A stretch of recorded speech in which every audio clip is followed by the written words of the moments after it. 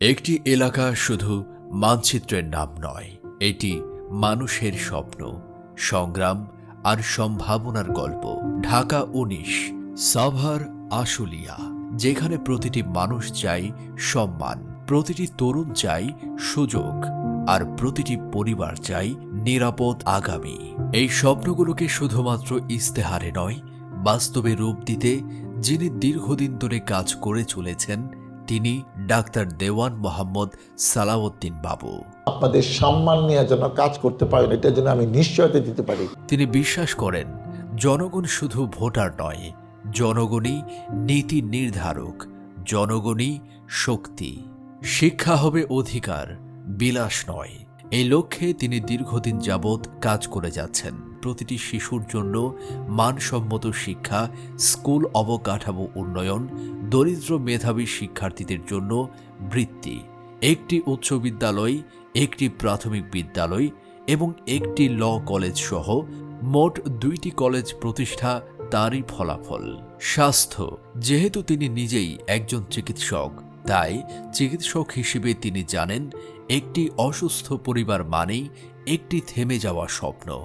আর তাই ইস্তেহারে আছে উন্নত হাসপাতাল, মা ও শিশুর স্বাস্থ্যসেবা, ফ্রি মেডিকেল ক্যাম্প ও কমিউনিটি ক্লিনিক। কর্মসংস্থান, বাংলাদেশের অগ্রগতির ক্ষেত্রে বেকারত্ব প্রধানতম একটি সমস্যা।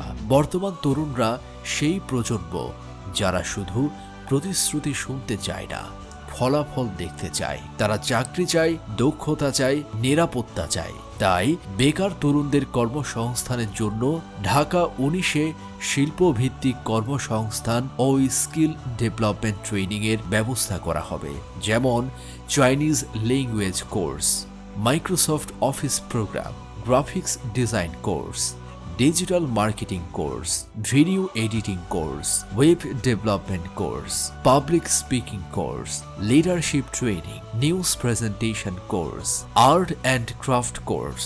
সাথে থাকবে ফ্রিল্যান্সিং, আইটি এবং টেকনিক্যাল ট্রেনিং, যাতে তরুণেরা বিদেশমুখী না হয়ে নিজের এলাকাতেই আয় করতে পারেন। দক্ষতা উন্নয়ন ও উদ্যোক্তা সহায়তা তার ইস্তেহারের অন্যতম স্তম্ভ। তরুণদের রাজনীতি মানেই শুধু মাইক আর মিছিল নয়, ডিজিটাল সেবা, skill development, start up support.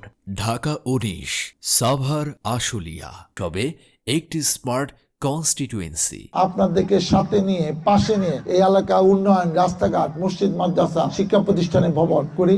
দেওয়ান মোহাম্মদ সালাউদ্দিন বিশ্বাস করেন তরুণদের জন্য সিদ্ধান্ত তরুণদের নিয়েই নিতে হবে।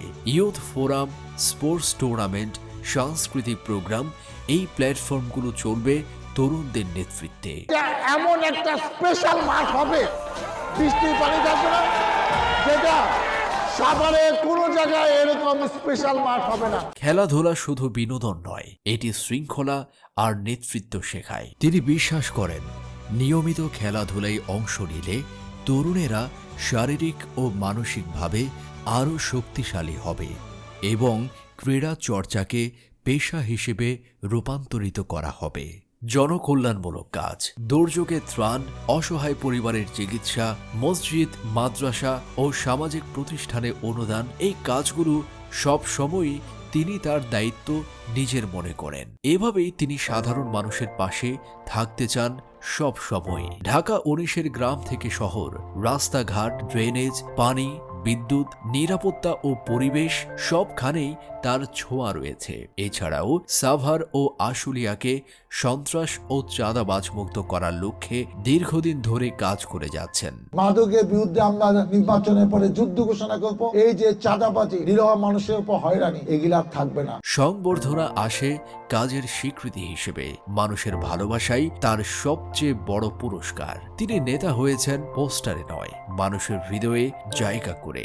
আগামী জাতীয় নির্বাচনে ঢাকা ১৯ সাভার আশুলিয়ার মানুষ চাই এমন একজন নেতা যিনি কথায় নয়, কাজে বিশ্বাসী। চলুন যোগ্য প্রার্থীকে নির্বাচিত করার মাধ্যমে আমরা গড়ে তুলি নিরাপদ, উন্নত ও পরিবেশ বান্ধব ঢাকা ১৯। 10 বছর আমি রাজনীতি করি, সেই মানুষের একটা আস্থা আছে, মানুষ আমাকে দেখেছে, আমার 2 বারে এমপি একটা অভিজ্ঞতা আছে, এবং আমি যেহেতু বিভিন্ন জায়গায় ঘুরছি, আমি বেশি মানুষের সাথে যোগাযোগ করছি, বেশি মানুষের পালস বুঝতে পারছি, ভোট চাচ্ছি, কথা বলছি, তাতে আমার মনে হচ্ছে যে বেশিরভাগ ভোট আমাকেই দিবে, বিএনপি ধানের শীষে বাক্সে পড়বে, এটা আমার আত্মবিশ্বাস। ডাক্তার দেওয়ান মোহাম্মদ সালাউদ্দিন বাবু ভাইয়ের সালাম নিন, ধানের শীষে ভোট দিন।